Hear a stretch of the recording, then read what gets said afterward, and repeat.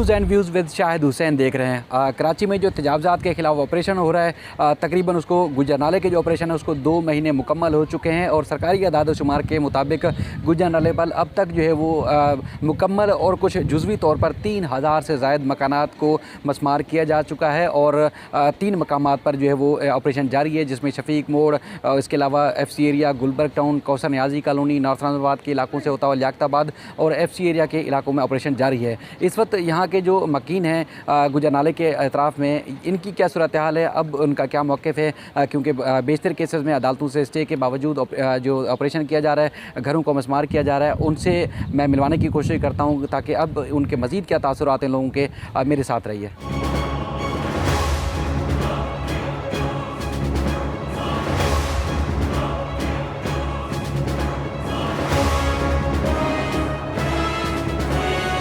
गुजरनाले के ऊपर भी ऑपरेशन जो तेज़ी से जारी है और तकरीबन अब तक बताया गया है सरकारी अदाद शुमार के मुताबिक तकरीबन 3000 घर जो है मस्मार किए जा चुके हैं। इस वक्त मैं कौसर नियाज़ी कॉलोनी में मौजूद हूँ। यहाँ बेहद जो मुतासरीन हैं वो परेशान हैं और अब तक जो है ना तो किसी की दाद रसी हुई और अब तो लोग अपनी मदद आपके तहत घर तोड़ रहे हैं और चर्च भी तकरीबन उसका हिस्सा भी जो है वो उस तजावज़ात की जद में आ रहा है, उसको भी मस्मार किया जाना है। अब ये बताएँ कि कितने अरसे पहले ये घर लिया था और उसके बाद फिर क्या मुआवजा दिया, क्या किया? हमें तो भाई बहुत 40 साल हो गए यहाँ पे, घर भी हमने ख़रीदा था।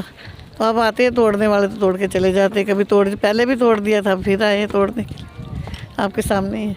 तो अदालत से आप लोगों ने रजू नहीं किया, कोई केस किया हो? किया, सब कुछ किया, सब रोज़ लोग जाते हैं, अदालतें भी जाते हैं, सब कुछ करते, कोई नहीं सुनाई आ रही। अभी सुबह फिर आए ने कह रहे खाली कर दो, तोड़ना है। तो अब खाली कर दिया आप लोगों ने?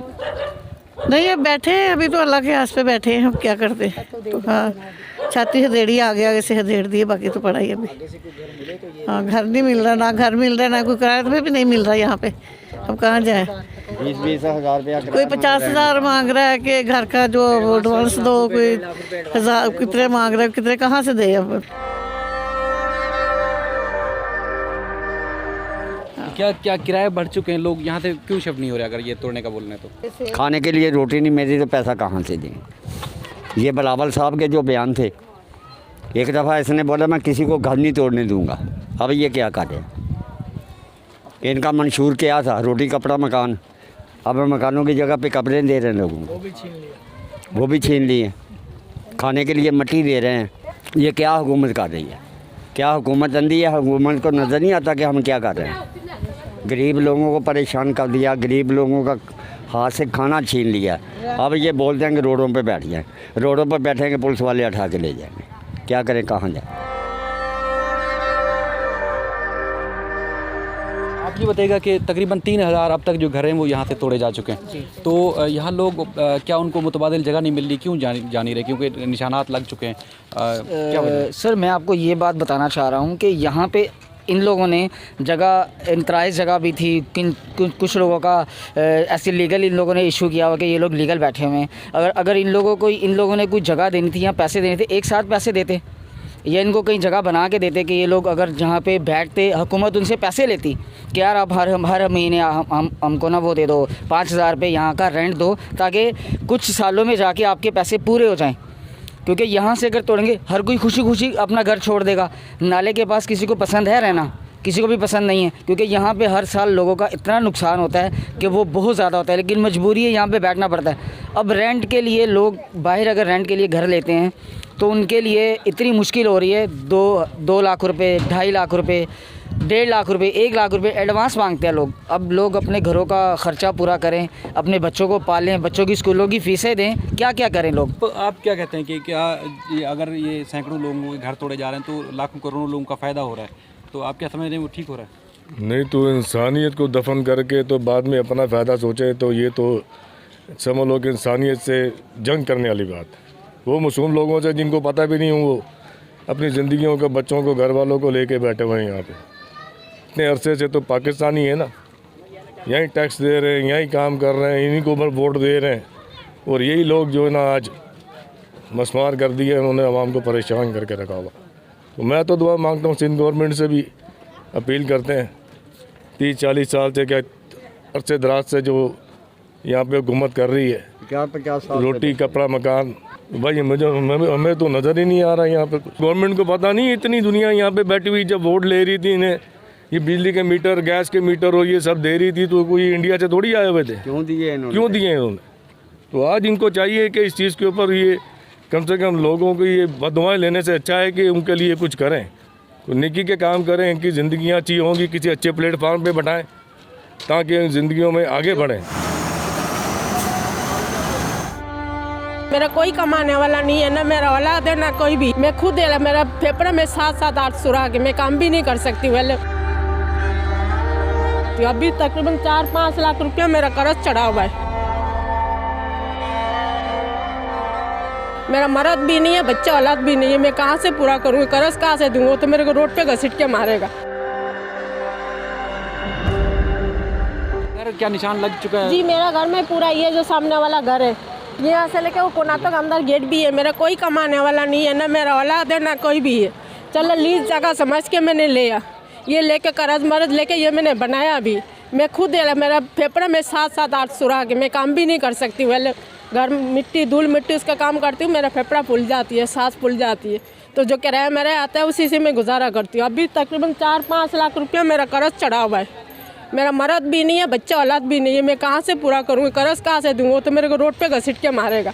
कम से कम इन लोगों को सोचना चाहिए, जाकर लीज वाला जगह नहीं होता है, सब हम नहीं बनाते। लीज समझ के तो लिया है ना, तो ये गलत कर है ना। अब लो भाई, मना नहीं करते, लेकिन हमें मुआवजा दे दो, कोई ज़मीन का टुकड़ा दे दो।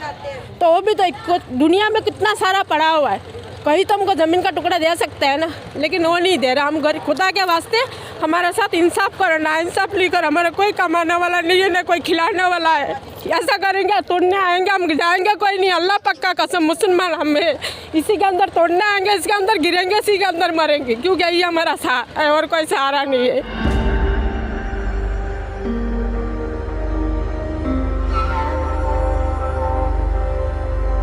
खुदा के वास्ते हमारे साथ इंसाफ करो ना, इंसाफ लेकर। हमारा कोई कमाने वाला नहीं है, ना कोई खिलाने वाला है। ऐसा करेंगे तोड़ने आएंगे, हम जाएंगे कोई नहीं। अल्लाह पक्का कसम, मुसलमान हमें इसी के अंदर तोड़ने आएंगे, इसके अंदर गिरेंगे, इसी के अंदर मरेंगे, क्योंकि यही हमारा सहारा है और कोई सहारा नहीं है। एक औलाद होता कमा के खिलाता, शौहर होता कमा के खिलाता, भाई बहन होता कमा के खिलाता। मेरे दुनिया में अल्लाह से और घर से कोई भी नहीं है। मैं कहाँ जाऊँ? कौन मेरे को सहारा देगा? कोई सहारा देने वाला नहीं है, इसी के आसरा बैठा हुआ है। अब कर्ज ये निशान लगा हुआ देख के लोग कर्ज लेने के लिए, मेरे जो लगा है वो लेने के लिए आ रहे किराए, तो वो भी मैंने खाली करवा दिया। अब कैसे मैं पूरा करूँ? कोई भी नहीं है मेरे दुनिया में। बस इनके पास यही गुजारिश है, इनको अल्लाह बस एहतियात दे, बस ये हमारे ऊपर रहम करे, करम करे, हमारे को कोई रहने का जगह दे या हमारे को कम तोड़े। इसके अलावा और कुछ नहीं कहना चाहती हूँ मैं। आज सुबह हमने जब ये आए थे तोड़ने के लिए, बिल्डोजर लेके आए थे, तो कहने लगे हम आज सिर्फ गटर लाइन डाले रहे, आज हम कोई नहीं तोड़ेंगे। हमने कहा चलो ठीक है। थोड़ी देर के बाद हमने देखा तो बशीर सिद्दीकी आता और पूरे घर को ये ऑर्डर दे के जा रहा है, जिसका लीज है उसको भी तोड़ो, जिसको पैसे नहीं मिले यानी कि चेक नहीं उसको भी तोड़ दो। भाई ये कहाँ का कानून है कि आप हर घर को तोड़ रहे हो, किसी को कुछ मुआवजा नहीं दे रहे हो, किसी को कुछ नहीं दे रहे, नोटिस तक नहीं दिया, तो क्यों अपने सवाम के घर तोड़ने के तुले में? क्या हुक्मरान चाहती है कब्रिस्तान बनाए, तो कब्रिस्तान पे क्या लाशों पे हमारे सियासत करेगा?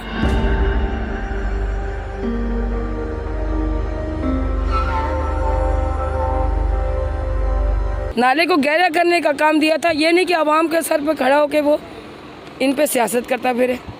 ये गरीब आवाम कहाँ जाएगी? जिनके घर टूट चुके हैं वो कहाँ जाएंगे?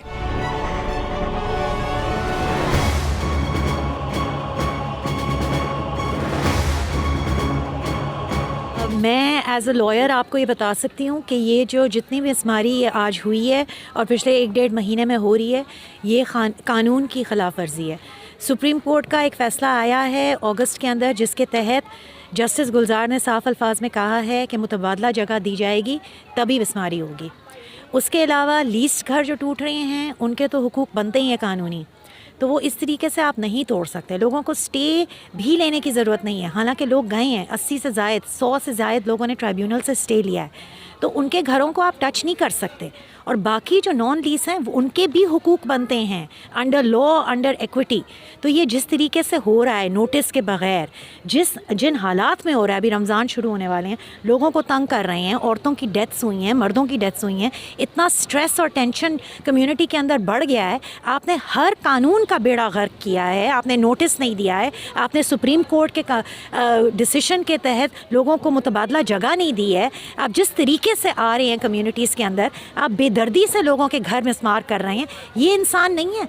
अगर आपने अक़वाम मुत्तहिदा को ज्वाइन किया है और आपने सारे बैनुल अक़वामी क़वानीन तस्लीम किए हैं, तो सबसे आर्टिकल 11 जाके देखें आप, इकोनॉमिक, सोशल और कल्चरल राइट्स की ट्रीटी का। उसके अंदर लिखा है कि हर इंसान का ये हक़ है कि उसको एक एडिक्वेट हाउसिंग यानी मुनासिब घर दिया जाए।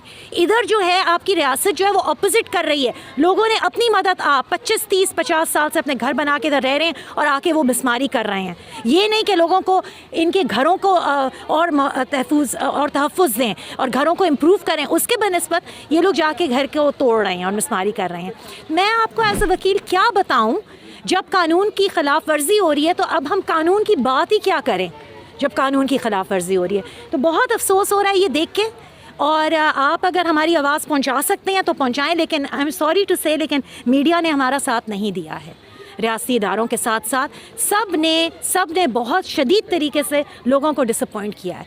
सुप्रीम कोर्ट से लेकर मीडिया तक हर इदारा ले लें और अब आगे कुछ कहने के लिए नहीं बचा। आपको औरंगी टाउन नाले की सूरत हाल बताएं तो सरकारी जो आदाद शुमार हैं उसके मुताबिक जो है औरंगी नाले की जो ऑपरेशन शुरू किया गया था वो 26 फरवरी को शुरू हुआ था और तकरीबन 1 महीने का जो टाइम है वो गुजर चुका है और 22 किलोमीटर जो नाला तवील है औरंगी नाला, उसमें से 900 से ज़ायद मकानात को मसमार किया जा चुका है और अब तक बताया गया है कि तकरीबन 12 किलोमीटर जो है ये रास्ता जो है नाले का क्लियर किया जा चुका है और इस वक्त मोमनाबाद, जहांगीराबाद और चमन सिनेमा के अतराफ़ में ऑपरेशन जो है जारी है और कहा जा रहा है कि इसको जल्द से जल्द मुकम्मल करने के लिए मुख्तलिफ नालों के ऊपर 3-3, 4-4 मकामात पर जो ऑपरेशन किया जा रहा है। इस सिलसिले में मज़ीद भी आपको अपडेट करता रहूँगा। आप देखते रहिए news and views with Shahid Hussain.